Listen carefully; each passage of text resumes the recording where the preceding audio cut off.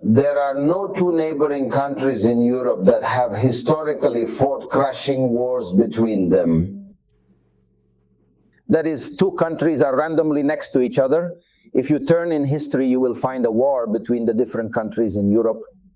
For hours, the countries are far apart from each other. They do not have to be in complete proximity. There are many possible religious reasons, political reasons, economic reasons: Spain-France war, England-France war, Germany-France war, Germany-Poland war, Spain-Portugal war, England-Netherlands war, Portuguese-Dutch war. All European countries fought each other. Every country speaks a language. Every country has a sect, has a thought, and has a history of relations between them that were very, very abnormal. The strange nature of the European Union that we see now is that the entire European world or European countries are now 11 mem. We need to study this in detail in order to understand how they got from this bloody history to this European Union. This is something that requires us to stop a lot today. We will stand with a picture of the classic wars in Europe. I mean classic, I mean famous, repeated, and usual. The war between Spain and England. We waxed the two countries for many reasons. You will learn about it today, God willing, in the episode. I gave one of the examples that he feels today in the episode, Spain and England. It will be similar. And France, or between Portugal and Holland, means one way or another. In the 16th century, around 1500, new world powers emerged in Europe. Spain emerged as a very, very giant country after it was brought out to the Muslims in Andalusia. After the discovery of the Americas, this was at the end of the 15th century. Spain has become a giant country with the largest role in the world, or perhaps it is the largest role in the world, the most powerful fleets in the world, and its possessions are terrible. Its possessions within Europe, Spain, the lowlands which are the Netherlands and Belgium now. He was out of Spain. It remained that the Americas had great discoveries and had very, very large areas of land to own. Silver and sometimes gold were also discovered in Latin America, but mainly silver, which is a huge wealth and trade at the world level, and fleets roaming all the seas, which means something terrible. At the same time, also in the early 16th century, a very, very dangerous religious transformation occurred in Europe, which had very huge consequences. The emergence of the Protestant doctrine, of course, appeared in Germany mainly and grew in the Netherlands as well, and spread from there to several countries. And conflicts began to occur between Catholicism and Protestantism in more than one region, the most famous of which was France, but in other places, and Germany as well. But in many places there were collisions as a result of sectarian differences. In the year 1500 and the early 30s, Henry VIII, King of England, converted to Protestantism. And this was a very, very dangerous transformation, because for the first time we see a country embracing the doctrine. England embraced this doctrine and began to change the churches in England and left the famous Catholic sovereignty for the Vatican, for the Pope in Italy. Therefore, I have many enmities in Europe. At this time, Spain was under the leadership of Charles V, or Charles Can, which means more than the name, or Charles V. This man was from the largest bloc in Europe, ruled Spain around the year 1506, and then ruled the Holy Roman Empire. Austria plus Germany plus parts of Italy. Wadi had a very great sanctity among the Europeans, and its rule was also the same. So his possessions became terrible. All the possessions of Spain that we mentioned before, in addition to Austria, Germany, and southern Italy, all of this was under the command of one man, who is a reference to this fifth. And his power was very, very inflated. He was one of the strongholds of Catholicism in the world. Spain, France, and Italy, the most famous Catholic countries in the world. So they were one of the strongholds that would never allow anyone by any conversion to Protestantism from his possessions, as we said a little about the lands. Leia, Holland and Belgium got in Holland the growth of Protestant, and so they worked with the chivalry of the revolution on it, and the subject became a very critical mean between the Catholics in Spain and the Protestants in Holland. England, the new state, supported the Protestants who were present in the new state. In terms of Protestants, England is by nature an ancient old state, but in terms of its connection to Protestants, it is modern. It began to support the Protestants who were present in the world in different places, including the Netherlands, which is affiliated with Spain.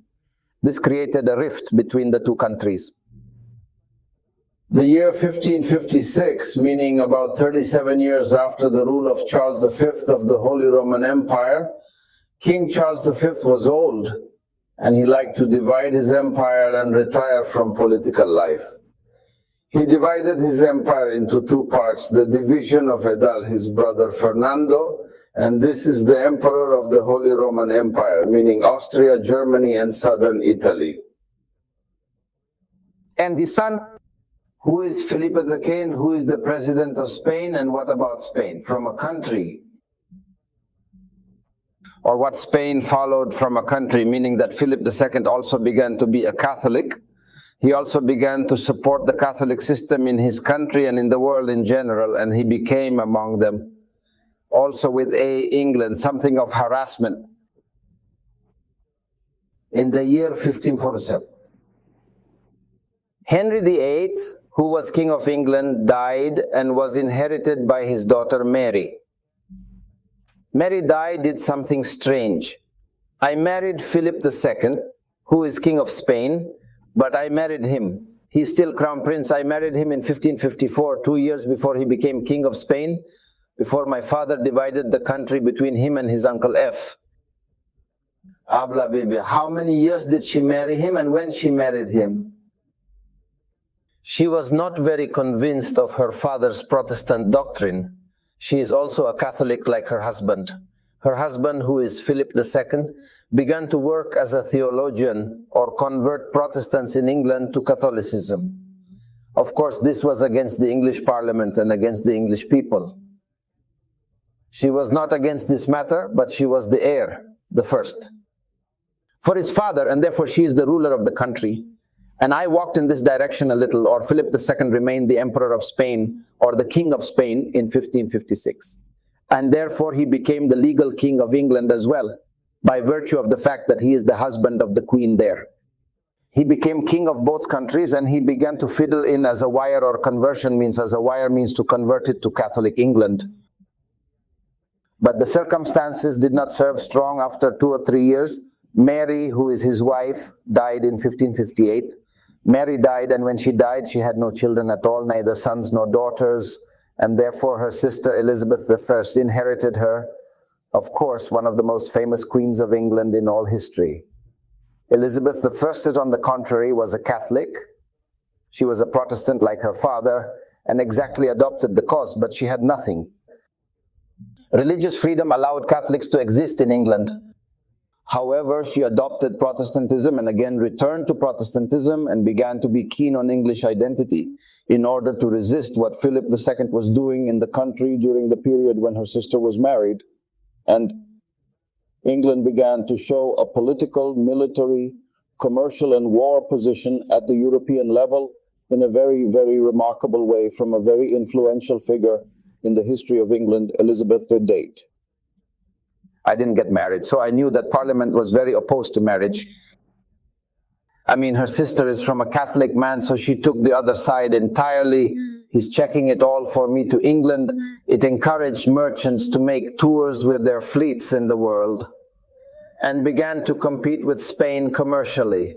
Of course, England was smaller than Spain at this historical stage, but it was trying to stand on an equal footing with Spain and began to make invasions in the world with its fleets.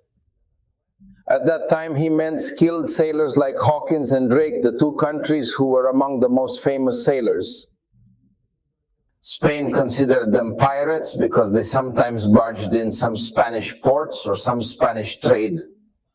The issue escalated further in 1580, Or 1578, 80, 2 years ago, Portugal was overwhelmingly defeated at the hands of Morocco at the Battle of Wadi al-Makhzen, which is famous here.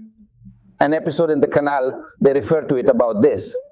About this location, when Portugal was conquered, the state collapsed.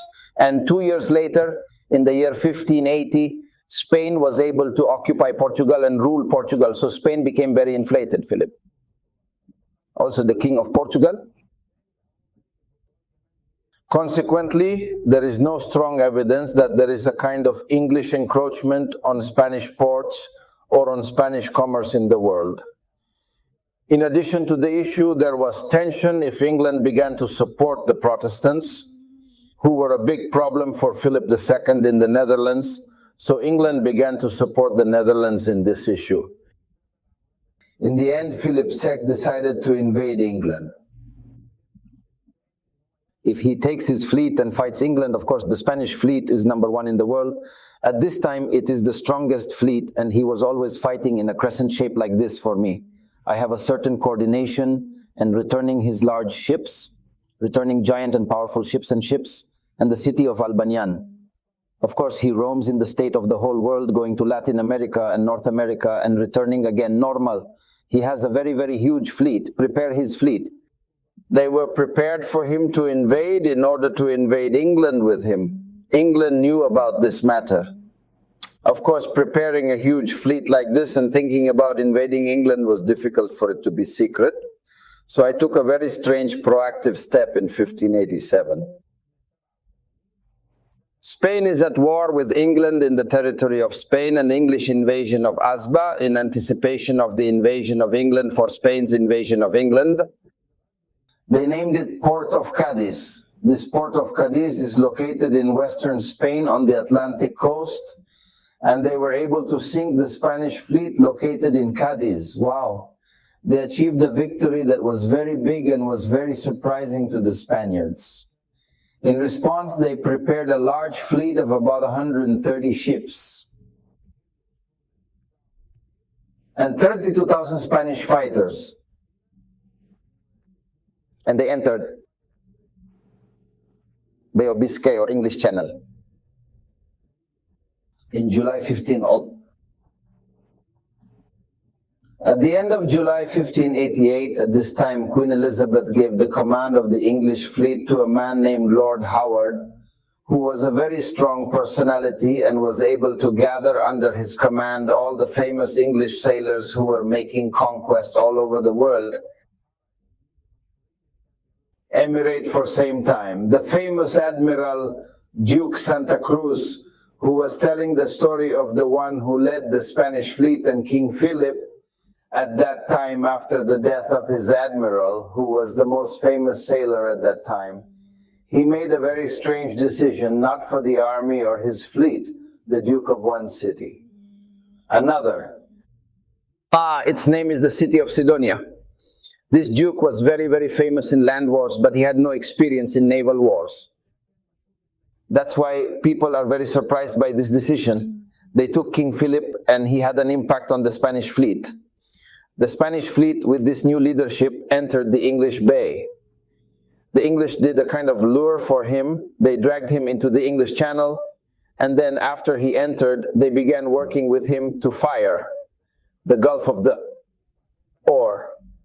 or the English Channel is far from Spain and close to England. They are blind, their method is close, their ammunition is close, but the Spanish ammunition are far from the battlefield, so I am trying to carry out a war of attrition. They started firing 5 days of fire from afar in order to exhaust all the ammunition. The Spanish, and this is what actually happened, and the second was not aware of these dimensions, and he was fighting in his crescent form, this crescent form. It was difficult for him to invade the army or the English fleet. After a while, the ammunition began to run out. They knew the firing power began to subside from the Spanish side. The enemy wanted wooden ships, all made entirely of wood, sails all of cloth loaded with enormous quantities of gunpowder. And they sent these Taman ships in an operation, such as suicide operations, into the Spanish fleet. The Spanish fleet, I do not realize that this is an ambush. So the Tamans are fighting state ships. They blew up the Tamans ships. The Tamans were ships that did not have any soldiers in them at all. It caught fire, and the Spanish fleet caught fire along. Of course, he left the place where he was in an attempt to escape from the fire zone. As he was leaving, he left his defensive crescent shape. The English took advantage of the opportunity and entered it with a number of very large and small ships, all of which were easy to maneuver and move, unlike the Spanish fleet, which had very large and heavy ships, and they were able to do so, destroy a very large number of Spanish ships. The Spaniards were forced to flee in the direction of the north, not towards the south, but rather the south was supposed to go to their country, but they were forced in the matter to head in the direction of the north towards Scotland. I hope they go to Ireland. Ireland is Catholic. What can help them against the English Protestants while they are going to Ireland? A terrible storm met them. At this time, a very large number of Spanish ships were destroyed in addition to the English fire. So the disaster was so great that only the Spanish army in this battle, half of its ships were destroyed and lost. More than 20,000 fighters out of the 32,000 who were with him. Sure, when he went to Ireland, he originally did not receive the Irish. They were afraid of England, so they did not receive them well, and mushrooms, so they returned again to Spain. Its location was very, very Spanish, the location of the Armada, which is the famous Spanish fleet. Its location was the year 1588. Specifically in late July and early August 1588, its location was very large. This location was a berth. The English fleet then remained the world's number one for several centuries. Restoring the English number one after this signing, the Spanish fleet was significantly isolated. A decade after this agreement in 1598, Philip II passed away, deeply impacting Spain. Eventually, in 1604, they negotiated and signed a peace treaty known as the Treaty of London. They reached an agreement with the English, but the peace was fragile. Fire under ashes, Monday, they hate each other. Grandpa? They have religious competition, one Protestant and one Catholic. They have economic competition over very large areas of the world in foreign trade, and they have political competition for the major political driving forces. I do not say only for Europe, but the whole world, because it was all now competing for the new country in the new world, the Americas. Spain entered the conflict, England entered the conflict, France entered the conflict, and several other countries from Europe, but they were the three main countries that were between them that fought against the Americas. This was not the end of the day. After that, second wars took place with England and Spain were at war in the 17th century. Between the years AD 656 and 1660, there was a third war in the 18th century in the years 1762 and 1763 between Spain as well and England. The locations were numerous and the reasons differed, but in the end the wars were ongoing between the two parties. This gives us a glimpse of the nature of the relationship between countries. European countries at this historical stage, and God willing, there will be other episodes between us. We are talking about some other forms of conflict. And the same and episodes on other conflict pictures in Spain's conflict with England. In the end, we want to deliver. After all these struggles, how did the English, the Teeth, and other conflicting European countries arrive at the formation of the European Union? We ask God Almighty to teach us what will benefit us and to benefit us with what we know He is for that and is capable of doing. May God's peace, mercy, and blessings be upon you.